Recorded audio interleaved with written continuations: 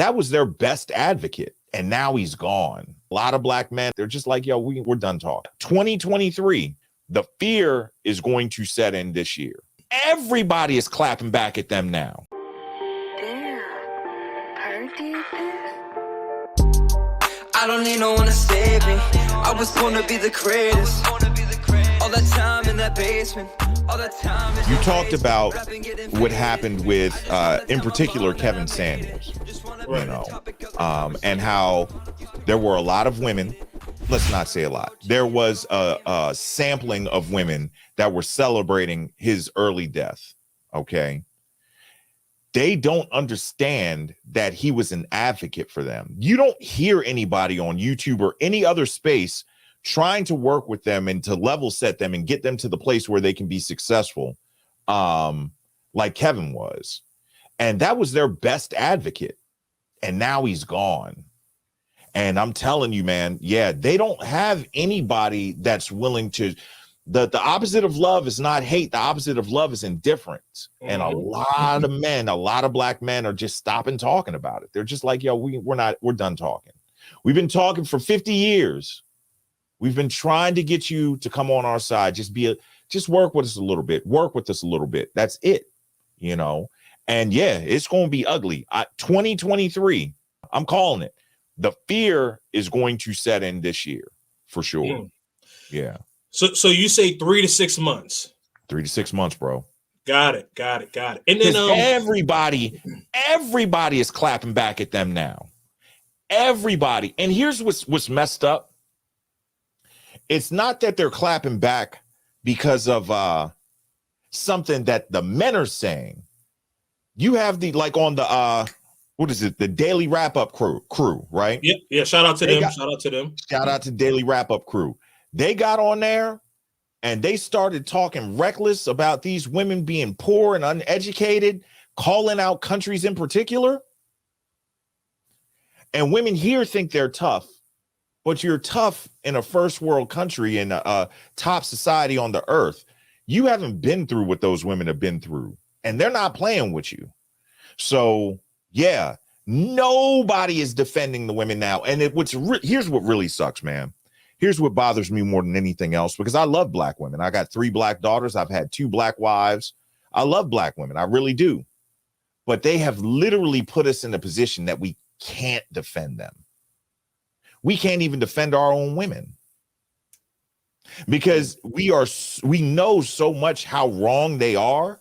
And a lot of the things that we do and we say, and we're at an impasse. We have to pick the lesser of the 2 evils. And the lesser of the 2 evils is standing up for what's right, not doubling down on the BS like they do. So, right. Yeah. Yeah, I mean, I completely agree with that. Now you mentioned the sisters, right? Because I think, me personally, I think it goes past the sisters. Like, it goes beyond the sisters. Like, yes, since we're both black, we're talking about our people, but I believe that it goes beyond the sisters. Like, I think it's about, like, the modern westernized woman, black, white, Asian, whatever. Like, if you are westernized, and like, it's a problem, because I've also heard other ethnicities talk about, like these are third world countries, and Brazil and Colombia in particular are second world countries. Right. So they're not third world countries.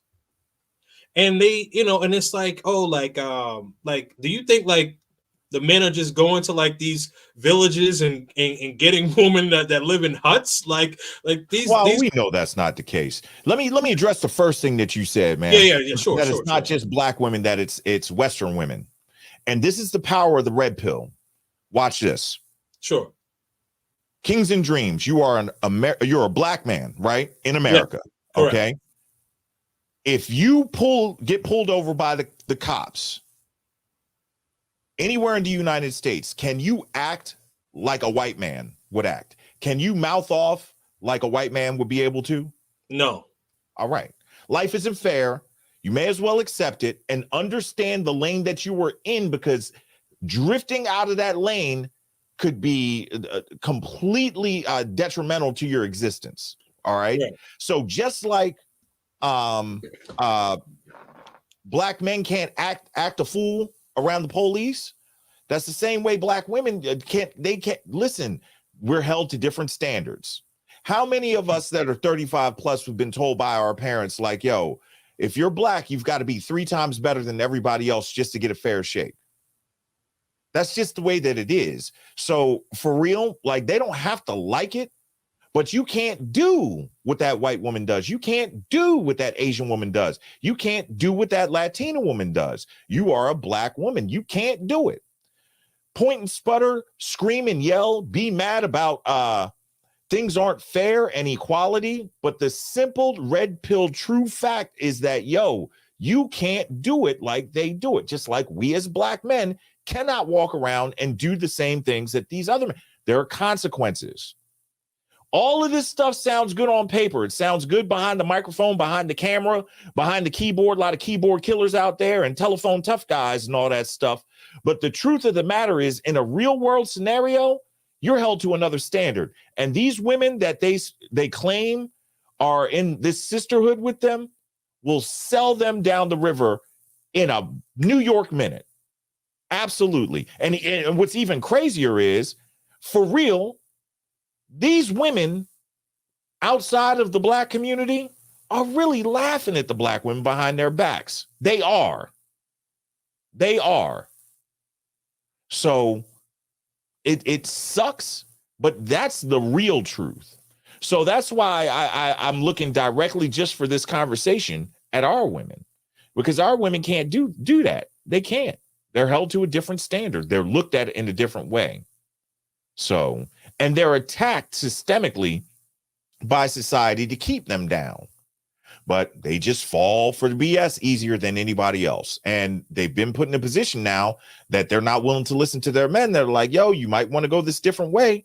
Kevin Samuels tried to tell them.